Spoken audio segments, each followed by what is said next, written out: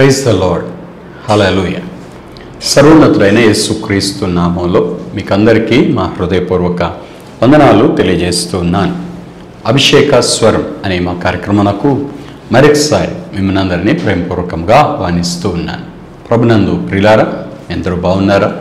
దేవుని కృపలో మీరు అనుదినము వర్ధిల్లాలి అని మీ అందరి కోసం ప్రార్థన చేస్తూ ఉన్నాం. ప్రతిదినం ఈ కార్యక్రమం అందించబడుతున్న సందేశాలు మీరందరూ వీక్షిస్తూ ఆత్మీయంగా బలపరచబడుతున్నారని విశ్వసిస్తున్నాం. ప్రభువును స్తుతిస్తున్నాం. ప్రియులారా, అపోస్తుల కార్యముల గ్రంథ ధ్యానాలు మనం ఒక్కొక్క అధ్యాయం ఒక్కొక్క వచనం ధ్యానిస్తూ వస్తున్నాం. మీ అందరి ఆత్మీయ జీవితానికి ఎంతో మేలుకరంగా దీవెనకరంగా ఉన్నాయని విశ్వసిస్తున్నాం. ప్రియులారా, దేవుడు తన వాక్యం ద్వారా మనతో మాట్లాడతాడు, ఆదరిస్తాడు, బలపరుస్తాడు, హెచ్చరిస్తాడు, అలాగే నడవవలసిన దారిని కూడా మనకు బోధిస్తాడు. కాబట్టి దేవుని వాక్యాన్ని ఎక్కువగా చదవటం, దేవుని వాక్యాన్ని విని నేర్చుకోవటం మన జీవితానికి చాలా అవసరం. ప్రకటన గ్రంథం 1వ అధ్యాయం 3వ వచనంలో రాయబడిన మాట, సమయము సమీపించినది కనుక ఈ ప్రవచన వాక్యములు వినువాడు, చదువువాడు, ఇందులో వ్రాయబడిన సంగతులు గైకొనువాడు ధన్యుడు అని దేవుని యొక్క వాక్యం తెలియజేస్తా ఉంది. కాబట్టి వాక్యం వింటున్న మీరు ధన్యులు. వాక్యాన్ని కూడా చదవండి, వాక్యానుసారంగా జీవించండి. ప్రభు మీకు తప్పక సహాయం చేస్తాడు. ఈరోజు బైబిల్ గ్రంథంలో నుంచి ప్రియులారా, అపోస్తుల కార్యముల గ్రంథం 25వ అధ్యాయం 13వ వచనం నుండి క్లుప్తంగా మనం ధ్యానం చేసుకుందాం. కొన్ని దినములైన తర్వాత రాజైన అగ్రిప్పయు బెర్నీకేయు ఫేస్తు దర్శనము చేసుకొనుటకు కైసరయకు వచ్చిరి. ప్రియులారా, ఇక్కడ మనకు ప్రత్యేకమైన వ్యక్తులు ఇద్దరు కనబడుతున్నారు. ఒకటి రాజైన అగ్రిప్ప, రెండవది బెర్నీకే అనే వ్యక్తులు. వీరెవరు అంటే, ఈ రాజైన అగ్రిప్ప అనే వ్యక్తి అపోస్తుల కార్యముల గ్రంథం 12వ అధ్యాయములో చెప్పబడినటువంటి హేరోదు రాజు యొక్క కుమారుడు. 12వ అధ్యాయంలో యాకోబును ఖడ్గముతో చంపించిన హేరోదు రాజు యొక్క కుమారుడు ఈ అగ్రిప్ప రాజు. ఇతడు ఫేలిక్స్, అంతకుముందు ఉన్న న్యాయాధిపతి, ఆయన భార్య అయిన ద్రుసిల్లాకి బ్రదర్ అవుతాడు, సహోదరుడు కూడా. అపోస్తుల కార్యముల గ్రంథం 24వ అధ్యాయము 24వ వచనంలో మనకి ఆ ద్రుసిల్లా అనే మాట కనబడుతూ ఉంటుంది. ప్రియులారా, ఫేలిక్స్ యూదురాలైన ద్రుసిల్లాను తన భార్యతో కూడా వచ్చి అని చూస్తాం. ఆ ద్రుసిల్లాకి సహోదరుడే ఈ రాజైన అగ్రిప్ప. ప్రియులారా, యూదయ ప్రదేశానికి ఉత్తరాన రోమా చక్రవర్తి ఓ చిన్న రాజ్యాన్ని పరిపాలించడానికి ఈ అగ్రిప్పకు ఆ రాజ్యాన్ని ఇచ్చాడు. అక్కడ చక్రవర్తి అధికారము క్రింద నీరో చక్రవర్తి రోమా సామ్రాజ్యం అంతటిని పరిపాలిస్తూ ఉంటే, ఈ అగ్రిప్ప రాజు రోమా సామ్రాజ్యానికి ఉత్తరాన యూదయ ప్రదేశానికి ఉత్తరాన ఓ చిన్న రాజ్యాన్ని పరిపాలిస్తూ ఉన్నాడు ఈ అగ్రిప్ప రాజు. ప్రియులారా, యూదయాకి ఇప్పుడు కొత్తగా గవర్నర్గా ఫేస్తు వచ్చాడు. ఫేస్తు కైసరయలో ఉన్న తన నివాసమునకు చేరుకున్న వెంటనే రాజైన అగ్రిప్ప తన సహోదరి అయిన బెర్నీకేతో కలిసి ఆయన ఆహ్వానించటానికి కైసరయకు వెళ్ళాడు. ఇప్పుడు క్రొత్త నాయకులు వచ్చినప్పుడు అధికారులందరూ వెళ్ళి వారిని కలుస్తూ ఉంటారు. అట్లాగే ఇప్పుడు రాజైన అగ్రిప్ప ఫేస్తును దర్శనం చేసుకోవడానికి ఒక గవర్నర్, ఇప్పుడు మన భాషలో చెప్పాలంటే ముఖ్యమంత్రి, గవర్నర్. ముఖ్యమంత్రి గవర్నర్ని కలవటానికి వెళ్తారు. వీళ్ళందరి మీద ఉండేది ఎవరు? మన దేశానికి ప్రధానమంత్రి. ప్రధానమంత్రి కంటే కూడా రాష్ట్రపతి మన దేశ ప్రథమ పౌరుడిగా ఉంటారన్నమాట. కాబట్టి ఈ రీతిగా అధికారాలు ఉంటాయి. మన దేశానికి వచ్చేటప్పటికి మొట్టమొదట రాష్ట్రపతి, తర్వాత ప్రధానమంత్రి, తర్వాత గవర్నర్, తర్వాత ముఖ్యమంత్రి, ఇట్లా ఉంటుంది. అట్లాగే ఇప్పుడు ఫేస్తు గవర్నర్గా వచ్చాడు కాబట్టి, అగ్రిప్ప చిన్న రాజ్యానికి రాజు కాబట్టి అగ్రిప్ప వచ్చి ఫేస్తు దర్శనం చేసుకుంటున్నట్లుగా మనం ఇక్కడ చూస్తూ ఉన్నాం. ప్రియులారా, 14వ వచనం, వారక్కడ అనేక దినములుండగా ఫేస్తు పౌలు సంగతి రాజునకు తెలియచెప్పాను. ఏమనగా, ఫేలిక్స్ విడిచిపెట్టిన పోయిన ఒక ఖైదీ ఉన్నాడు. ప్రియులారా, ఫేస్తు ఇప్పుడు ప్రస్తుత గవర్నర్, ఫేలిక్స్ అంతకుముందు పరిపాలించినటువంటి గవర్నర్. ఇప్పుడు ఫేలిక్స్ ఒక ఖైదీని విడిచిపెట్టి వెళ్ళాడు అని అగ్రిప్ప రాజుతోటి ఇప్పుడు ఫేస్తు చెప్తా ఉన్నాడు. పౌలు యొక్క సంగతి అంతా కూడా ప్రియులారా ఇక్కడ ఫేస్తు అగ్రిప్ప రాజుతో చెప్తున్నాడు. అగ్రిప్ప రాజు ఎవరంటే యూదుడైన అగ్రిప్ప. కాబట్టి యూదుల ఆచారాలు, పద్ధతులు, వ్యవహారాలన్నీ కూడా ఈ అగ్రిప్ప రాజుకి బాగా తెలిసిన విషయాలు. కాబట్టి పౌలు కేసు విషయంలో ఏం చేస్తే బాగుంటుంది, ఎలా చేస్తే బాగుంటుంది అనే కొన్ని సలహాల కోసం అన్నట్టు, సూచనల కోసం అన్నట్లుగా అగ్రిప్పతో సంప్రదించటానికి ఇప్పుడు ఫేస్తు పౌలు గురించి అగ్రిప్ప రాజుతోటి మాట్లాడుతూ ఉన్నాడు. ప్రియులారా, అప్పటి వరకు ఏమేం జరిగినాయి అవన్నీ కూడా ఒక్కొక్కటి చెప్పుకుంటా వస్తున్నాడు. 15వ వచనం, నేను యెరూషలేములో ఉన్నప్పుడు ప్రధాన యాజకులను యూదుల పెద్దలను అతని మీద తెచ్చిన ఫిర్యాదు తెలిసి అతనికి శిక్ష విధింపవలెనని వేడుకొనిరి. అందుకు నేను, నేరము మోపబడిన వాడు నేరము మోపిన వారికి ముఖాముఖిగా వచ్చి తన మీద మోపబడిన నేరమును గూర్చి సమాధానము చెప్పుకొనుటకు అవకాశం ఇయ్యక మునుపు ఏ మనుష్యునైనను అప్పగించుట రోమియుల ఆచారము కాదని ఉత్తరమిచ్చేతిని. ఒక అద్భుతమైన మాట ఇక్కడ ఫేస్తు మాట్లాడుతూ ఉన్నాడు. ప్రియులారా, అదేంటంటే నేరం మోపబడింది, డైరెక్ట్గా అతనికి శిక్ష వేయటం న్యాయం కాదు.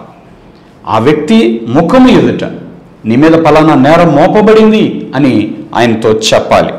ఆ తర్వాత తన నేరమును గురించి ఆయన సమాధానం చెప్పాలి. దానికి ఆయనకు ఒక అవకాశం ఇవ్వాలి. అవకాశం ఇవ్వకుండా, తనకు సమాధానం చెప్పే అవకాశం ఇవ్వకుండా అతను నేరస్తుడు అని మనం తీర్పు తీర్చకూడదు అని ఇక్కడ స్పష్టంగా చెప్తున్నాడు. అట్లాగా ఏ మనుష్యుని కూడా శిక్షించటం లేక అప్పగించటం రోమియుల ఆచారం, రోమియుల పద్ధతి కాదు. ప్రియులారా, రోమా పౌరుడు అంటే అదో ప్రత్యేకమైన గుర్తింపు ఉంటుంది, ఓ ప్రత్యేకమైన అధికారం, ప్రత్యేకమైన హక్కు ఉంటుంది. అక్కడ చాలా వారికి విశేషమైన అధికారాలు ఉన్నాయి. శిక్ష లేకుండా ఎవరు కొట్టకూడదు, ఆ వ్యక్తిని ఎవరు టచ్ చేయకూడదు. ఒక మాట చెప్పాలంటే చూడండి, రోమా గవర్నమెంట్ ఎంత ప్రత్యేక కాపుదల. దేవుడు కూడా మనకు ప్రత్యేకమైన కాపుదల ఇచ్చాడు. మిమ్మల్ని ముట్టువాడు నా కనుగుడ్డును ముట్టినట్టు అన్నాడు. అంత ఈజీ కాదు దేవుని పిల్లలతో చెలగాటం. దేవుని పిల్లల మీద ఎవరైనా ఏదైనా చేయాలి అంటే, ఎవరిని ఏదైనా ముట్టాలి అంటే దేవునితో డీల్ చేస్తున్నారని అర్థం చేసుకోవాలి. ఈ బండ మీద పడివాడు తొనకలైపోవును, ఎవని మీద ఈ బండ పడునో అది వానిని నలిచివేయును అని చెప్తాడు. అంటే దేవుని యొద్దకు వచ్చి తను తగ్గించుకున్న వ్యక్తి అత్యంత దీనుడుగా మారతాడు. దేవుని దగ్గర ఎవరైతే గర్వంగా ప్రవర్తిస్తారో, దేవుని మీద వ్యతిరేకంగా ఎవరైతే మాట్లాడతారో, తర్వాత దినాల అడ్రస్ కూడా ఉండరు, తొనకలైపోతారు అంతే. అది దేవుని వాక్యం చెప్తున్నటువంటి సత్యం.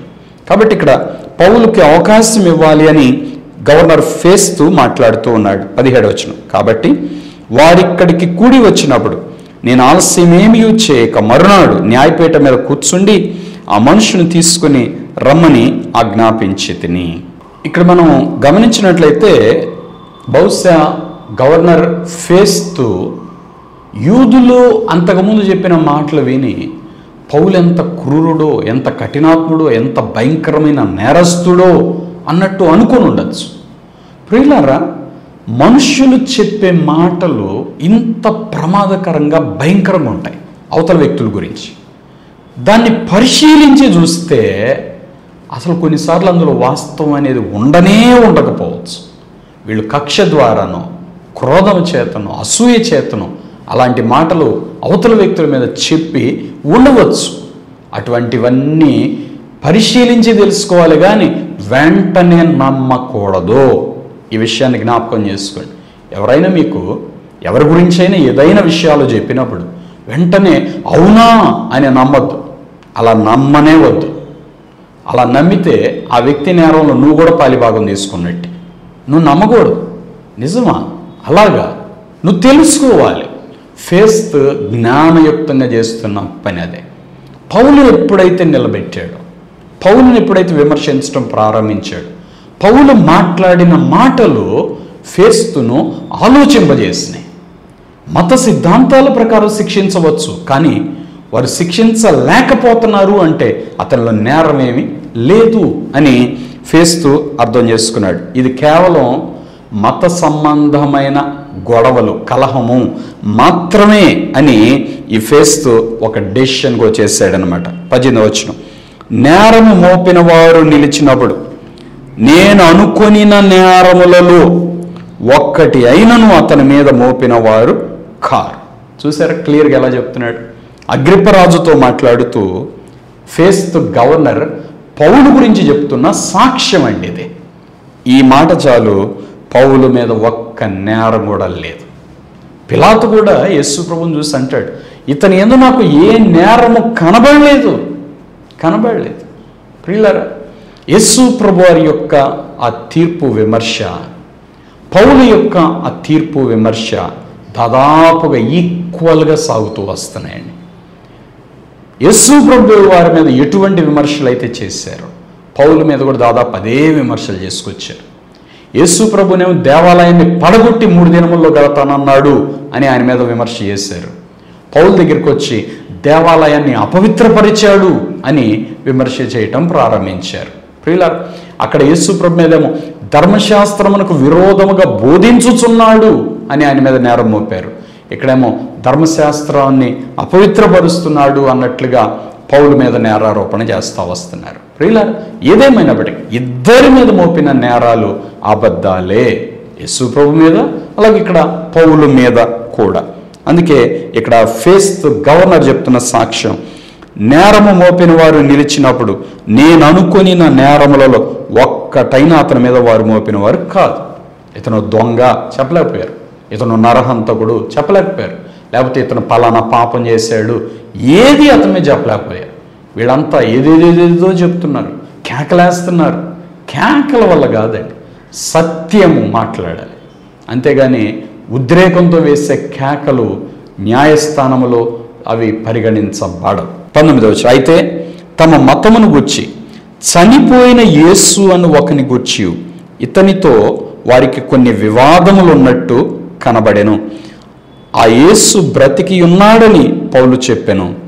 నేనట్టి వాదముల విషయమై ఎలాగున విచారింపవలెనో ఏమీ తోచక యెరూషలేమునకు వెళ్ళి అక్కడ వీటిని గూర్చి విమర్శింపబడుటకు అతనికి ఇష్టమవునేమో అని అడిగి తిని. యేసు ప్రభువును గురించిన సాక్ష్యం అపోస్తలుడైన పౌలు చెప్తున్నప్పుడు ఫేస్తు కూడా దానిని అంగీకరించలేకపోయాడు. యేసు ప్రభు వారు ప్రపంచ చరిత్రలోనే ఆయన ప్రత్యేకత కలిగిన దేవుడు, పునరుద్ధానుడైన దేవుడు, మరణం గెలిచి తిరిగి లేచిన ఏకైక దేవుడు యేసుక్రీస్తు ప్రభు. అందుకే దాన్ని అంగీకరించటానికి చాలా మందికి కష్టంగా ఉంటుందన్నమాట. ఎందుకంటే అందరికీ తెలిసింది ఒకే ఒకటి, పుట్టినవాడు గిట్టక తప్పదు, చనిపోతారంతే, చనిపోయిన వ్యక్తులను సమాధి చేస్తారంతే. అంతేగాని ఆయన తిరిగి ఎలా లేస్తాడు? యేసు ప్రభు ఆ దారిని చూపించాడండి. పాపాన్ని ఎవరు చేయిస్తారండి? అందరూ పాపంలో పడిపోతారు. కానీ పాపము నుండి బయటకు వచ్చి పాపము అంటని పరిశుద్ధుడిగా ఈ లోకంలో ఆయన జీవించాడు. ప్రియులారా, పాపులలో చేరక ప్రత్యేకముగా ఉన్నవాడు అనే పేరు ఆయనకి పెట్టబడింది. అలాగే ఆయనలో ఏ పాపము లేదు అనే తీర్పు ఆయన గురించి చెప్పబడింది. కాబట్టి ప్రియులారా, ఈ లోకము లోక సంబంధమైన ఆలోచనలకు యేసుక్రీస్తుకు ఆయన గురించిన వివరణకు లేక చరిత్రకు చాలా అపోజిట్ ఉంటుంది. అందుకే ఈ లోకం యేసు ప్రభుని అంగీకరించలేదు.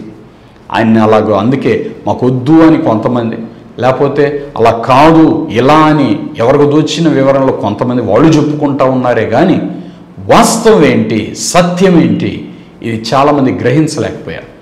సత్యము మిమ్మల్ని స్వతంత్రులుగా చేయను అన్నాడు యేసుప్రభు. యేసుప్రభుని తెలుసుకొని ఆయన సత్యాన్ని తెలుసుకుంటే, ఈ మార్గంలో నిలబడితే, నమ్మకంగా జీవిస్తే దేవుడు చేసే కార్యాన్ని చూస్తారు, ఆ పునరుద్ధాన శక్తిని చూడగలుగుతారు. ప్రియులారా, యేసు ప్రభుని గురించి ఆయన బ్రతికి ఉన్నాడని పౌలు చెప్పాడు. ఇలాంటి మరి ఏం చేయాలో నాకేమో అర్థం కాలేదు. అందుకే యెరూషలేముకి తీసుకెళ్తే వాళ్ళు మాట్లాడుకొని ఒక డెసిషన్కి వస్తారు. అప్పుడు ఏదన్నా తీర్పు ఇవ్వచ్చేమో అనుకున్నట్టు అన్నాడు ఈ ఫేస్తు అనే ఈ గవర్నర్. ప్రియులారా 21వ వచనం, అయితే పౌలు చక్రవర్తి విమర్శకు తన్ను నిలిపి ఉంచవలెనని చెప్పుకొని నందున నేను అతన్ని కైసరు వద్దకు పంపించు వరకు నిలిపి ఉంచవలెనని ఆజ్ఞాపించి తిని అని అగ్రిప్పతో చెప్తా ఉన్నాడు. పౌలు హిస్టరీ ఇక్కడ వరకు ఫేస్తు అగ్రిప్పతో చెప్తా ఉన్నాడు. ప్రియులారా ఫేస్తు ఏం చెప్పాలని అనుకుంటున్నాడో అదంతా ఈ అగ్రిప్ప రాజు శ్రద్ధగా విన్నాడు. ఈయన ఫేస్తు పౌలు గురించి చెప్పిన విషయాలన్నీ వినగానే అగ్రిప్ప కనిపించింది, నేను ఒకసారి పౌలుని చూడాలి అనిపించిందంట.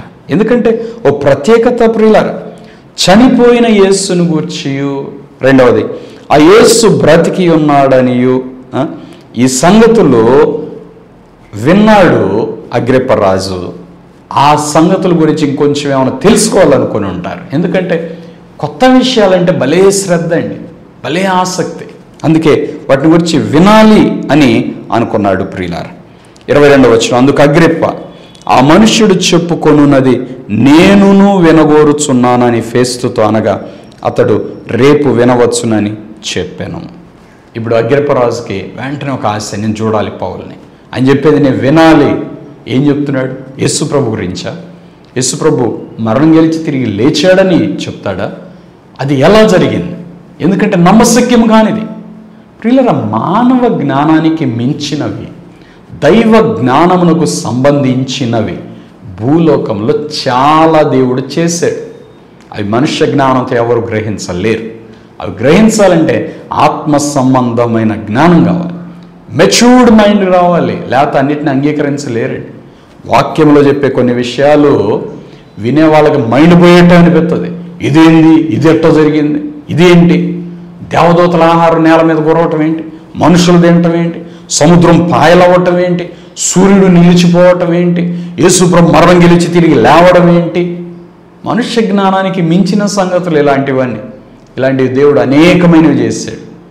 విశ్వాసం కలిగిన వ్యక్తివైతే దైవ శక్తిని నీ జీవితంలో కూడా నువ్వు చూడవచ్చును. ప్రియుల దేవునికి అసాధ్యమైనది ఏదీ లేదు.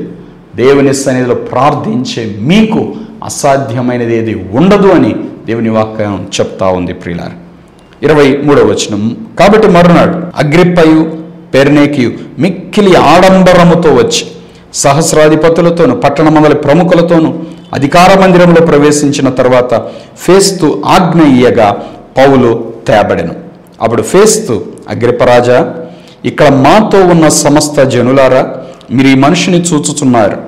యెరూషలేములోను ఇక్కడను యూదులందరూ వీడు ఇక బ్రతక తగడని కేకలు వేయచ్చు అతని మీద నాతో మనవి చేసుకొనిరి. ఇతడు మరణమునకు తగినది ఏమీ చేయలేదని నేను గ్రహించి ఇతడు చక్రవర్తి ఎదుట చెప్పుకొందునని అనినందున ఇతని పంప నిశ్చయించి ఉన్నాను. ప్రియులారా ఫేస్తు ప్రారంభిస్తున్నాడు ఆ సభను. ఇక్కడేమని చెప్తా ఉన్నాడు అంటే పౌలును గురించి ప్రత్యేకంగా మాట్లాడుతున్నాడు. వాళ్ళందరూ చెప్తున్నారు కానీ ఇతనిలో నాకు ఏ నేరము దొరకట్లేదు, ఇతడు మరణమునకు తగినది ఏమీ చేయలేదు. ప్రియులారా ఇక్కడ దృశ్యాన్ని మనం గమనిస్తే పౌలుని వారు సంకెళ్లతో బంధించి తీసుకొచ్చి ఎదురుగా నిలబెట్టారు. ఖైదీగానే ఉన్నాడు. బయటకు వచ్చినప్పుడు ఖైదీని ఆ ఇనప సంఖ్యలతో బంధించి తీసుకొచ్చి నిలబెడతారు. ఇంకో పక్క చూస్తే అగ్రిప్పరాజు, ఫేస్తు, అధికారులు, సహస్రాధిపతులు అందరూ ఉన్నారు. ప్రియులారా ఇక్కడ బైబిల్ గ్రంథంలో ఈనాడు ఈ ఫేస్తు లేక ఈ అగ్రిప్పరాజు వీళ్ళందరినీ మనం చెప్పుకోవటానికి, వాళ్ళ గురించి ఈ అపోస్తుల కార్యముల గ్రంథంలో వ్రాయబడటానికి కారణం వారు కొద్ది క్షణాలు పౌలు జీవితంలో పౌలు ఎదుట ఉన్నారు. దానికి వారికి దొరికిన ధన్యత బైబిల్ గ్రంథంలో వారి పేర్లు వ్రాయబడి ప్రపంచ చరిత్రలో వారికి ఒక ప్రత్యేకమైన స్థానం దేవుడిచ్చాడు.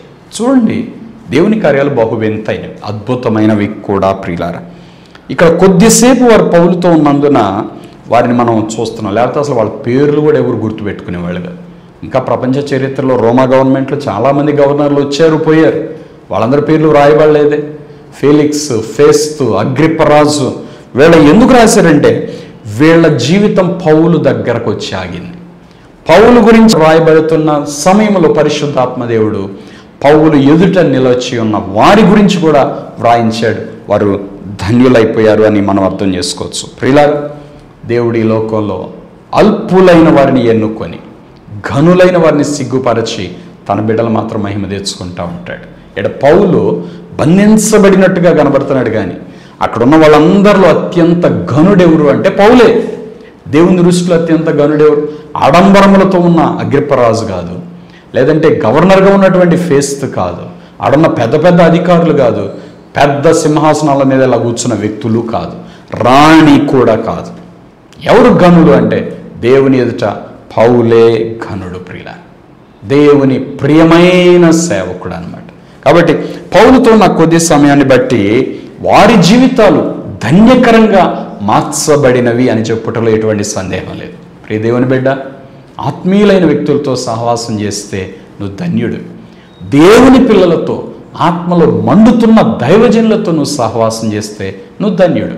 అటువంటి వారితో ఉన్నప్పుడు నీ పేరు కూడా ఆల్మోస్ట్ వాళ్ళకి ఎంత ఘనత వస్తుందో నీకు కూడా అంతే ఘనతను దేవుడిస్తాడు. ప్రియులారా, 26వ వచనం, ఇతని గూర్చి మన ఏలిన వారి పేర వ్రాయుటకు నాకు నిశ్చయమైనది ఏమీయూ కనబడలేదు గనుక విచారణ అయిన తర్వాత వ్రాయుటకు ఏమైనాను నాకు దొరకవచ్చునని మీ అందరి ఎదుటికి, అగ్రిప్పరాజ ముఖ్యంగా మీ ఎదుటికి ఇతన్ని రప్పించి ఉన్నాను అంటున్నాడు. అంటే ఇప్పుడు పౌలేమో నేను రాజుగారి దగ్గర చెప్పుకుంటాను అన్నాడు. రోమా పౌరుడు రాజుగారి దగ్గరికి ఇప్పుడు ఫేస్తో ఒక రిపోర్ట్ రాసి పంపించాలి.